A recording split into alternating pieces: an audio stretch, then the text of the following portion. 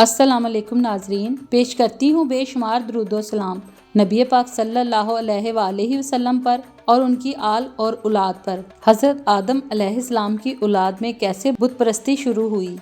سب سے پہلے کس کا بت بنایا گیا؟ سب سے پہلا شخص کون تھا جس نے بت بنایا؟ آخر کیا وجہ تھی کہ ایک اللہ کو ماننے والوں کو بتوں کی ضرورت پڑ گئی؟ آج کی ویڈیو انہی سوالات کے گرد گھومنے والی ہے۔ حضرت آدم علیہ السلام کی وفات کے 126 سال بعد حضرت نوح علیہ السلام پیدا ہوئے۔ مشہور تاریخ دان لکھتے ہیں کہ حضرت نوح علیہ السلام کا اصل نام السکن تھا، جبکہ کچھ روایات میں ان کا اصل نام الساکن اور عبدالغفور لکھا جاتا ہے۔ لیکن جب حضرت نوح علیہ السلام 40 سال تک روتے رہے تو ان کا نام نوح پڑ گیا۔ نوح کے لغوی معنی بہت زیادہ رونے والے کے ہیں۔ حضرت نوح علیہ السلام کے والدین مومن تھے۔ حضرت نوح کے والد کا نام شیس تھا اور والدہ ماجدہ کا نام کشوش بنت قابیل تھا۔ اللہ تعالیٰ نے حضرت نوح علیہ السلام کو تب نبوت عطا فرمائی جب بتوں کی پوجا عروج پر پہنچ چکی تھی۔ ہر طرف شرک کا بول بالا ہو چکا تھا، لوگ گمراہی میں ڈوب چکے تھے۔ سوال یہاں یہ پیدا ہوتا ہے کہ آخر اتنی جلدی انسان بتوں کی پوجا میں کیسے لگ گئے؟ ابھی تو حضرت آدم علیہ السلام کی چوتھی پیڑھی بھی نہ آئی تھی۔ مشہور محدث اور تاریخ دان حضرت ابن جریر رحمۃ اللہ علیہ محمد بن قیس سے سند کے ساتھ روایت کرتے ہیں کہ حضرت آدم کی اولاد میں حضرت نوح سے پہلے کچھ بہت نیک لوگ تھے۔ ان کی پیروی کرنے والوں کی تعداد بہت زیادہ تھی۔ لوگ ان کی ایسے ہی مانتے تھے جیسے نبی کی باتیں۔ یہ تعداد میں 5 تھے جن کا نام ود، سوا، یاغوس، یوم اور نصر تھے۔ لوگ ان سے بے انتہا محبت کرتے تھے۔ جب ان 5 کا انتقال ہوا تو لوگ بہت رنجیدہ رہنے لگے۔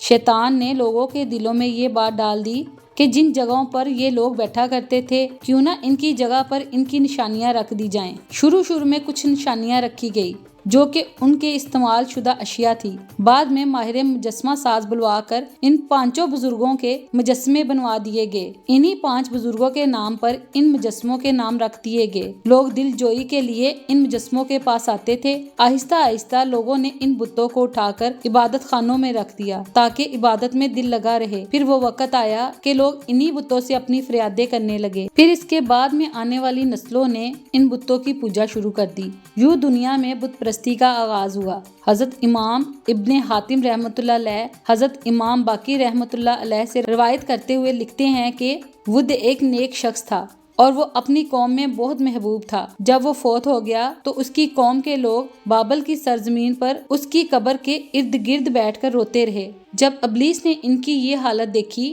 تو وہ ایک انسان کی صورت میں آیا اور کہنے لگا کہ میں نے تمہارے رونے کو دیکھ لیا، تو تمہارا کیا خیال ہے میں تمہارے لیے بت کی ایک تصویر بنا دوں؟ تم اپنی مجلس میں اس تصویر کو دیکھ کر اسے یاد کیا کرو۔ تو انہوں نے اس سے اتفاق کیا تو اس نے بت کی تصویر بنا دی جس کو وہ اپنی مجلس میں رکھ کر اس کا ذکر کیا کرتے۔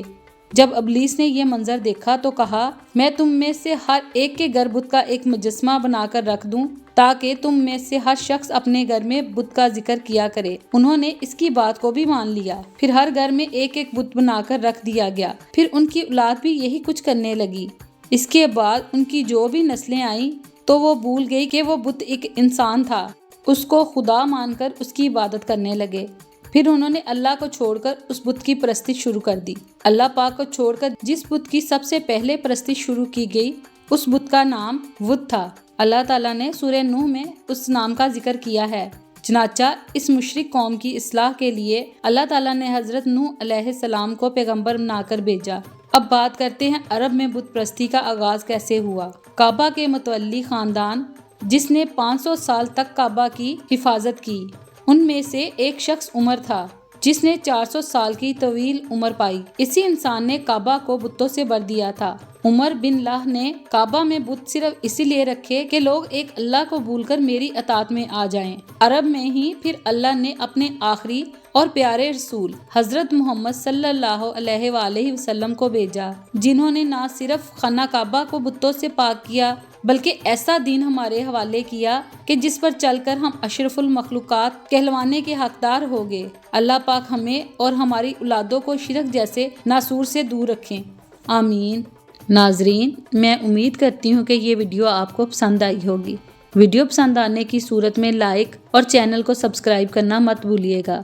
ملتے ہیں پھر کسی نئی ویڈیو کے ساتھ۔ اللہ حافظ۔